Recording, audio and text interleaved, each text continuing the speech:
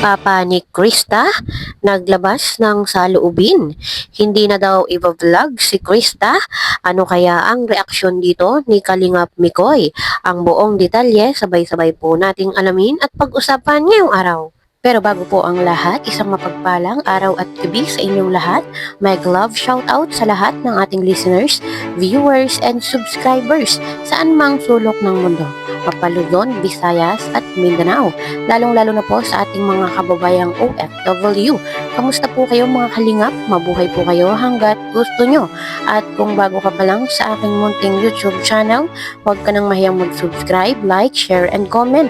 Huwag mo na rin kalimutang i-click ang notification bell nang sa ganon ay updated ka sa aking mga paparating na video. At syempre, patuloy po nating suportahan sina Kalingap Rab at ang ating ama ng Kalingap, ang nag-iisang founder, si Kuya Val Santos Matubang.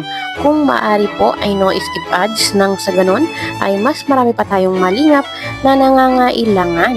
At konting paunawa po kung maaari ay tapusin niyo muna ang kabuuang video nang sa ganon ay akma ang inyong mga komento. Unexpected talaga. Kaya kami doon, Wala talaga ako. Kahit minsan ako natutulog, iniisip ko, ganito pala si Krista, kasikat na. Hindi ko alam. Oo nga. Basta, nag-YouTube lang ako. Sabi ko, marami ng comment, may mga bad comment, may comment na maganda. Sabi ko, ganito pala yung anak ko na. Kasi, akalain mo, isang bata na nangarap po. Ngayon po, dati pinapanood namin ni Mrs. Ako, si Krista. Pinapanood namin si Kuya Rab. Mga vlog niya nun sa Bagasbas pa, yung mga PWD. Sabi ni Mrs. Kailan daw tayo mapunta dyan? Hindi ko man alam na mangyayari sa amin to. Wala talaga. Ngayon din inaasahan na Wala talaga, Kuya Tats. si Kalingap Rab ma-vlog si Krista. Hindi talaga, wala. Unexpected nga po. Kasi talaga, totoo. Kasi, bakit ako magsisinungaling sa camera? Totoo naman na yun sa buhay namin. Kaya ngayon, maraming biyayang dumating sa amin. Laking pasasalamat ko. Ayun, halos nga po mga kalingap na natulungan ni na Kalingap Rab at ni na Kuya Val ay talagang hindi po makapaniwala sa mga natatamong kaginhawahan ng kanilang buhay ngayon. Lalong-lalo na po yung mga magulang ng beneficiaries na natulungan nila. Hindi na po mabilang sa mga daliri kung ilan po yung mga scholar na pinapaaral nila ngayon. Kahit po yung mga bahay na ipinapagawa po nila ay talagang halos ay 250. Akalain po nyo yun mga kalingap at sa susunod pong panahon at sa susunod pang mga kabanata ay kay Krista naman yung ating aabangan na pabahay ng kalingap. At kitang-kita naman po natin mga kalingap yung reaksyon po ng papa ni Krista. Talagang sobra po yung kanyang pasasalamat at natagpuan si Krista ng kalingap. Halos lahat naman po ng talagang kapos sa buhay ay gustong matulungan ng ating kalingap. Kaya po gano'n na lang katuwa yung papa ni Krista. At alam naman po natin yung kanilang buhay, hindi naman po gano'n karangya. At talagang ngayon nga po ay natulungan sila ng kalingap. Kaya po gano'n na lang yung kanilang pasasalamat.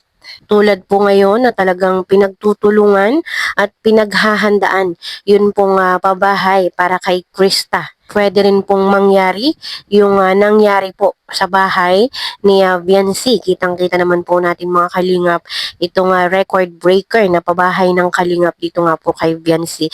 At alam naman po natin kung gaano kamahal si Viancy ng mga sponsors. Ngayon ay pwede pong mangyari din yun kay Krista. Maging record breaker yung magiging pabahay sa kanya. Kaya abangan po natin mga kalingap ang magandang pagbabago sa buhay ng ating baby CJ at talaga naman po kaabang-abang at nakakatuwa din pong isipin na naandyan po si Kalingap Mikoy para po matupad at suportahan ang kanyang honey. At sa kabilang dako nga po mga kalingap ay naglabas po ng saloobin ang papa ni Krista kaugnay nga po sa lahat ng pambabatikos sa kanyang anak. Alam naman po natin na sa larangan ng social media ay hindi po maiiwasan ang mga basher. Pero pagdating po sa mga ganyang usapin, ang una pong nasasaktan ay ang magulang. Lalo pa po si Krista, napakabata at minor de edad pa lamang. At sa lahat nga po ng nangyaring pambabatikos kay Krista sa Mikris ay nakakatuwang isipin at matured mag-isip si Krista. Kayang-kaya pong mag-handle ng isang sitwasyon. Pero bagamat kahit po matatag ang isang tao ay nasasaktan pa rin. Lalo pa po si Krista, napakabata at kayang-kaya niyang i-handle yung mga emosyon na dapat po sana ay hindi niya nararanasan pa yun po nga mga ganong pambabash, mga masasakit na salitang ibinabato sa kanya. So narito nga po mga kalingap ang pahayag ng papa ni Krista patungkol nga po doon sa mga pambabash na kanilang natatanggap. Panoorin po natin. Kasi unang-una po iniisip ko yung kapakanan ng anak ko. Oo, yun. Once po na umasa ako sa anak ko, anong sasabihin ng mga basher? Yun, yung mga basher. Yun ang sabi ng mga basher. Walang hiya yung tatay. Oo, yun. Oo. Hindi naman nagtatrabaho, inaasa yung ano sa anak. Siyempre po ako po, talagang, Siyempre masasaktan tayo. hindi po, talaga ako madamdamin ako. Oo. Kahit nga po mga binabato kay Krista, hindi totoo, talagang nasasaktan Oo, ako. oo. Kaya sabi ko nga kay Krista, nak, tumigil ka na dyan. Kasi, masakit. Kasi iniisip ko kasi, bakit pinapasakitan ka? Wala ka namang ginagawa, pinapasaya mo lang yung mga sponsor, mga ano. Anong sagot niya sa akin? Pahayaan mo sila. Basher lang yan, huwag tayo magpatalo dyan. Kaya, yun na lang, yun yung ano ko, yung haligi ko na inaano ko kay Krista. Sabi niya, okay lang, walang problema papa. Kaya sabi ko, sige na, hanggang dyan ka, sige, susuportahan. Kumbaga si Krista ang nagpapalakas ng loob sa'yo na huwag, ano lang, nasa social media tayo. Basher lang yan. Huwag kang magpapikto pa. Kasi kung nagpapikto tayo, talaga, paano yung ano natin? Talaga, Kuya Tata, Ate Maria, talaga. Pangarap mo, di ba? Marami talaga. Maraming mga nagtitake. Sabi ko, ignore mo yan. Kasi, unang-una, yan ang protocol ng kalingap. Oo. Huwag kang mag-accept. Oo. Ignore the basher. Sabi ko, kaya sabi ni Krista pa, ang maganda nito, lahat ng account natin, Baguhin. hindi bago sa akin nga, yung messenger ko sa trabaho pa, pati yung mga, O, binago mo. ano ko, lahat na wala. Kaya si Mrs. nagagalit nga sa akin, sabi sa akin, uy, may mga nagchat-chat nga anya, ganito, ganyan, natawag sa akin. Sabi ko, siyempre, asawa kita, may matawag sa'yo, bakit anya ganito? Sabi ko, siyempre, wala na akong messenger, wala na kontak sa akin. Paano ba ganyan? Mahirap man yung ganun. Kumbaga tayo nagsasakit kayo bilang lawyer sa Ay, sobra po. Oo. Sobra. Kasi po ako, Masakit talaga mas wala po talaga.